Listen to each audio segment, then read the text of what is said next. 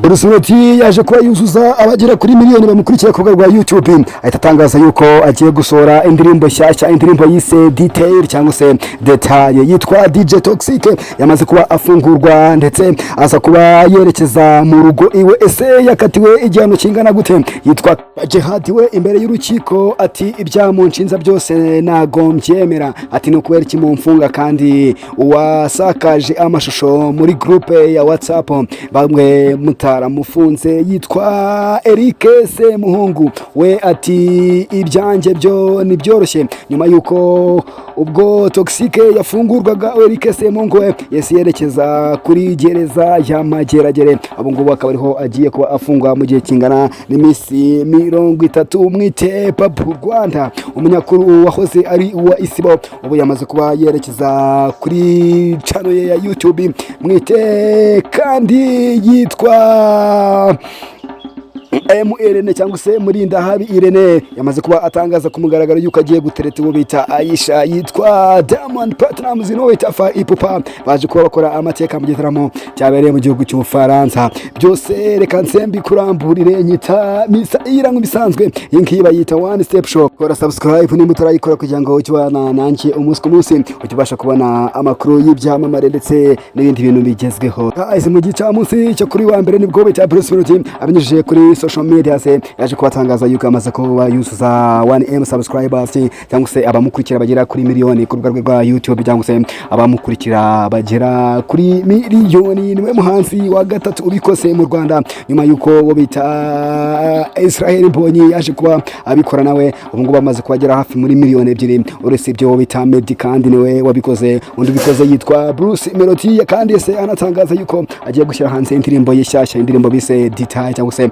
Details, akaba agiye kubikora nyuma yuko arashize iminsi itari mikenya ureta Bruce Melody asohoye indi ndirimbo yaje kuba igaragaramo umuhanzi wo muri Uganda ndetse no muri Nigeria, kandi yari yabanzirijwe n'indirimbo yari yarakoze ari kumwe no bita Diamond Platnumz, indirimbo bitaga Po. Ese iyi ndirimbo Details cyangwa se Detail ya Bruce Melody ribuze kuba isohoka mu masaha makenya iraza kuba imeze gute? Mukomeze mumukurikire nanjye mukurikiranga nzagenda mbibagezaho. Yitwa DJ Toxxxk.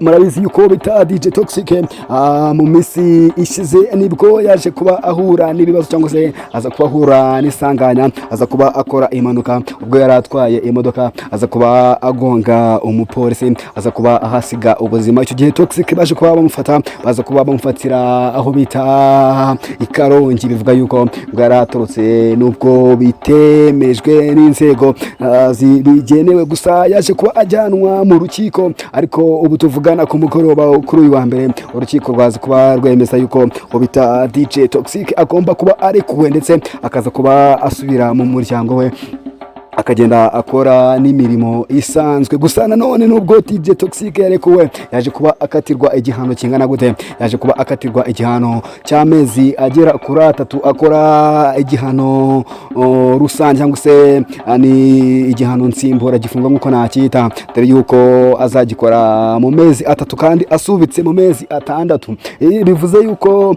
uwo bita DJ Toxxxk ubwo yamaze kuba ari furi ndetse akaba agiye kongera gukora imiziki, akaba ari ibintu biri ku trendinga kuri social media zo mu Rwanda ndetse n'ibyamamare muri rusange biri kugenda bitangaza uwo bita DJ Toxxxk bimubwira ati ikaze muvandimwe garuka uze ukore imiziki. DJ Toxxxk kandi amenyereho gutegura ibitaramo, dore yuko cyategura ibitaramo bikomeye cyane. Igitaramo yateguraga cyaberaga kuri cyaberaga no ku kiyaga cya Kifu yitwa Irene cyangwa se Murinda Habi Irene. Yamaze kubatangaza yuko ngo kumugaragaro agiye gutangira gutereta uwo bita Aisha inyinde. Ibi ngiyi yaje kuba abitangaza nyuma yaho ubita Irene yaje kuba ashyira hanze filime bita Iserere.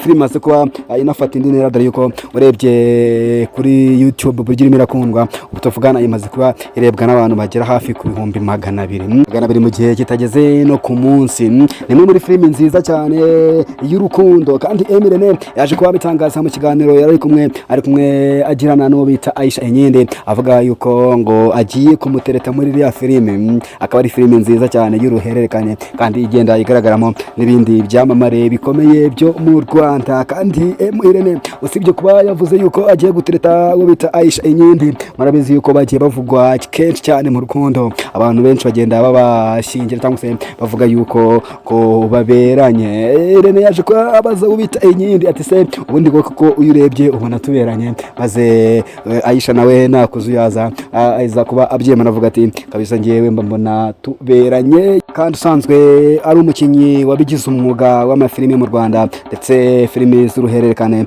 Yitwa kandi Babu Rwanda, umunyamakuru wahoze ari uwa Isibo TV, akaba yaramenyekanye cyane mu kiganiro bita The Choice Life. Akaba ubwo tuvuganira amaze kuba asezera kuri televiziyo ndetse akaba atangiye urugendo rushya rwe ku giti cye, agiye kwikorera, yagiye kuri YouTube channel nshyashya yitwa Luwa. Ikiganiro cya mbere yakoze yaje kuba agikorana na Miss Photogenetic Uwase Mpuyango, aho bagiye bagirana ibiganiro byinshi ndetse bagenda babazanya ibibazo byinshi. Kandi kuba ashimira bita Philipita amwizeza yuko ikizere yamugiriye akamwizeramo, akaza kuba amuha platform yo kuri The Choice Live nta muntu n'umwe wari umuze, maze akaza kuba ahakora ibiganiro byiza n'uburyo bafatanyagamo, akaza kuba yamushima amubwira ati warakoze kunshyigikira, ni muri ubutumwa burebure yaje kuba yerekana mu kiganiro, avuga yuko ngaribwo yoherereje uwo bita Philipita. Si ubwa mbere Philipita ashimwe n'abanyamakuru, marabizi yuko bita Irene nawe yaje kuba ashimira uwo bita Philipita, amubwira yuko agiye amufasha mu rugendo rwe. Reka twifuze uwo bita Babu amahirwe ndetse no kuzagira akazi keza kuri iriya YouTube channel yaje kuba atangira. Kandi uwo bita Babu yaje kuba yisesa abanyarwanda ko nibamugirira icyizere bakamwizereramo azabakorera ibintu byiza ndetse akazajya arushaho gufasha impano z'abanyarwanda ndetse n'abahanzi muri rusange ndetse n'ibindi bintu byose bizajya bigaragara kuri iriya channel ngo bita Babu Rwanda. Yaje kuba atangaza yuko ari channel izageza abanyarwanda kuri byinshi. Yitwa Jihad. Marabizi yuko mu mezi Kenya ashize ari bwaje kuba atabwa muri yombi, ubwo yarakurikiranyweho icyaha cyo gusakaza amashusho yundi ndetse n'ibindi byaha byinshi akurikiranyweho. Kuri uyu rero wa mbere yaje kuba agezwa imbere y'urukiko, ubwo yaragiye kuburana. Gusa imwe mu byaranze urubanza inkaho bita Jihad aje kugenda yiregura, aza kuba avuga ati ngewe nari admin group ya WhatsApp ariko naga ngiye waze kuba nshakazamo cyangwa se nshyiramo ayo mashusho. Ati ni gute mu mfunga mu gihe waje kuba ashyiramo ayo mashusho ari hanze ari kugenda yidegembya. Ubwo Jihad kandi yaburanaga ku rundi ruhande cyangwa se ku rundi rukiko ubita Semuhungu Eric, murabizi ko nawe amaze iminsi yarafunzwe aho ashinzwa gukoresha imibonano mpuzabitsina umwana. Aho ngaho kandi ubita Semuhungu Eric nawe yaje kuba akatirwa n'urukiko gufungwa iminsi 30, aho yese ajyanwa ku igororero rya Nyarugenge cyangwa se hariya Imageragere muri rusange. N'ibyo ngibyo nabangarutseho mu bijyanye n'izi nkiko cyangwa se n'izi manza haba urwa Jihad ndetse n'urunguru rwa Semuhungu. Kasi twa Diamond Platnumz cyangwa se nushake umwite Simba, we n'uwo bita Ipupa cyangwa se muramuzi ko nawe ari umuhanzi w'icyamamare cyane guturuka mu gihugu cya Repubulika ya Demokarasi ya Kongo. Bareba kose amateka rero hariya mu mujyi wa Paris mu Faransa, uko buzuzaga stade ijyamo hafi abantu barenga 80,000 bari bameze neza cyane bakora igitaramo cy'amateka. Igitaramo bita Ipupa kandi yari yatumiyemo abandi bahanzi b'ibyamamare bo muri Afrika ngo bita Wizkid, nawe yaje kuba agaragara kuri urwo rubyiniro. Ubwo rero bita Ipupa ndetse no bita Diamond Platnumz bari kuririmba, baje kuba bakora indirimbo bita Ainama, barezi ko ari mu ndirimbo zabaye hit ndetse zigakundwa n'abantu benshi cyane muri Afrika ndetse no ku isi muri rusange. So ubwa mbere kandi bita Ipupa akoze aya mateka ariko yagiye yuzuza nandi mastade menshi cyane haba mu Bwongereza, mu Faransa ndetse no mu bihugu yagendaga ataramira. So nkuko rero nabibabwiye nankirangiye we nyita Mr. Irena nk'ibisanzwe, murabizi ko bagenda mbagezaho ibintu biri trend, ibintu biri kugenda bivugwa ku mihanda cyane cyane kuri social media haba mu Rwanda, muri Afrika ndetse no mu isi muri rusange. Iki kiganiro bakita One Step Show mu gace ka The Showbiz Trend on the Time. Ahangaha niho uzajya amakuru y'ibyamamare ndetse n'ibintu byose biri kugenda bivugwa mu isi y'imyidagaduro muri rusange, utibagiwe na siporo, dore ko rimwe na rimwe nzajya ngenda nanyuzamo nayo yibakoreraho. Niba utarakora subscribe ugikore kugira ngo ujye ubasha kuba nanjye umunsi urabisuka mbakunda. I love you.